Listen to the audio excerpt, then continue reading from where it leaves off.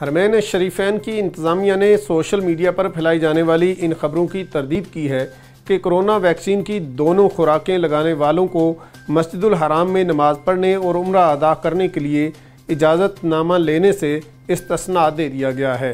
सबक न्यूज़ के मुताबिक इंतज़ामिया के ज़राए ने कहा है कि इस बात में कोई सदाकत नहीं कि कोरोना वैक्सीन की दोनों खुराकें लगाने वालों को इजाज़तनामे से इस्तिस्ना दिया गया है।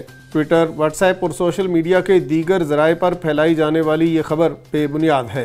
इंतज़ामिया ने कहा है कि हरम मक्की शरीफ में ज़ायरीन को मुनज़्ज़म करने के लिए तवक्कलना और एतमरना ऐप से इजाज़तनामा हासिल करना ज़रूरी है। इसके बगैर किसी को भी हरम में दाखिले के लिए या नमाज के लिए या उम्रा की अदायगी की इजाज़त नहीं।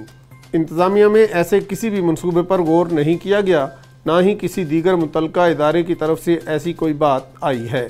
वाज़ेह रहे कि सऊदी अरब में ट्विटर, व्हाट्सएप और दीगर सोशल मीडिया प्लेटफॉर्म पर यह खबर फैलाई गई थी कि कोरोना वैक्सीन लगवाने वालों को हरम में दाखिले के लिए इजाज़त की अब ज़रूरत नहीं है। इस खबर और दीगर खबरों की तफसील जानने के लिए विज़िट कीजिए urdunews.com।